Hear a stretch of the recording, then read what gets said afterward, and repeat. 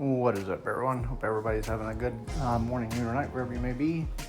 This video I typically wouldn't make this early on. Sometimes I'll do reviews randomly, but I just want to give my impressions, as it were, for this game. I typically I'm not the person that gets all giggity out over, a video game, but this game, in my personal opinion, is a knockout of the park for being the final PS4 exclusive title for this current generation. And I say that for many reasons. I say that because the scale of this game is good. It's huge. Things to do in the game.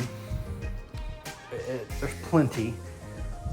Secrets and collectibles, there's plenty of that. If you play it, you'll know what I'm talking about. The side missions.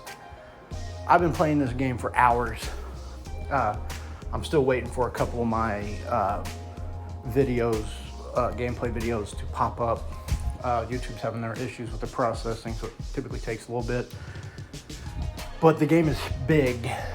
I didn't think Sucker Punch was going to be able to knock it out of the park. My opinion, some may disagree. They did. They knocked it out of the park. You have 3 sections of the map.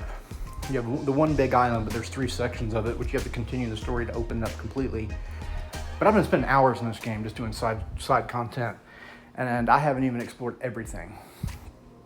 That's just one section. You got 2 more, 3 total. The game is big. The game is good. I would recommend buying this game. I don't even recommend it for a rent. I definitely recommend that you buy this game.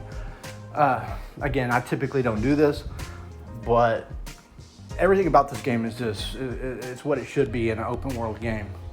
I mean, you got the fights, the music, the presentation is just, there's a wow factor about it. And I think that they did a really superb job of, knocking the culture out of the park, as it were.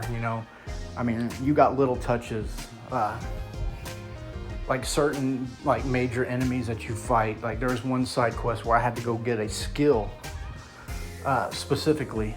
It's like a legendary skill or something called Heavenly Strike. And this the encounter when you fight that guy. It's got like a storm. You see it in my part 3 video.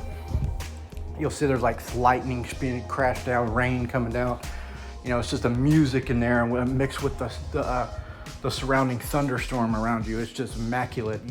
You can't beat stuff like that. It's the detail. But that's just a side quest, and it felt like a story quest. And sometimes you get lost in it so bad or so well that you can't tell the difference between a story quest and a side quest. Like I said, I'm not that far in. I'm 4 hours. I've been playing for several hours with my 3 playthrough, my 3 videos, I should say. And wow, man, this game. Like I said, I typically don't make impression videos like this, but it goes without saying this game is good. When I mentioned the small subtle details that they put in the game, like that enemy, that side quest I was doing, the Heavenly Strike. You bow to him. I mean, that's what you did. You bow to him, pay respects to him as a warrior and not your enemy. I mean, that's what they do. The samurai is all about honor. But yeah, this game is fun. There's a lot of content. You'll be lost in it for hours upon hours, just going around to little question marks on the map and getting upgrades for your samurai. And the skill tree is freaking insane. You got stance upgrades, you got ability upgrades, you got your ghost upgrade. It's insane. It's insane. I'm personally, if you can't tell, then I'm obviously impressed with the game. I recommend if you're on the fence about this game, you shouldn't be.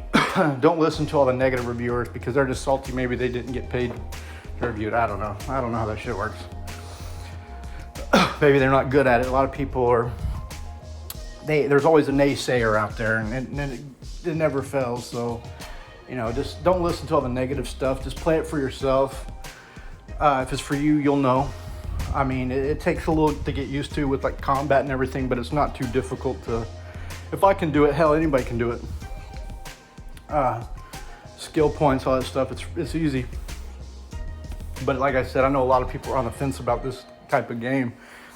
Don't be. Once you get in there and once you start learning, you know, the different aspects of the game, I mean, hell, it'll come naturally. I mean, you got different stances. You know, you got the stone stance, which is the stance you start out the game with, and you go to the water stance. Water stance has it helps with shield breaks and stuff like that. And upon that, with your stances, you actually have skill points or skills that go along with each stance. So it's just like you're always upgrading something. It's freaking insane, man. Like I said, I don't get giggity about a game, but this one caught my attention. When I started playing it, I was like, holy crap, this game is freaking good. Again, go out and buy the game. Play the game. Especially if you're a samurai fan. You know, I played Sekiro Shadows Die Twice. I was horrible at that game. I raged so much in that game. I couldn't do that. But to me, that didn't feel like a samurai game. That just felt like a Dark Souls game. This game will make you feel like a fucking samurai. Just saying. Go out and play it. Check it out. You'll see for yourself. Have a good one.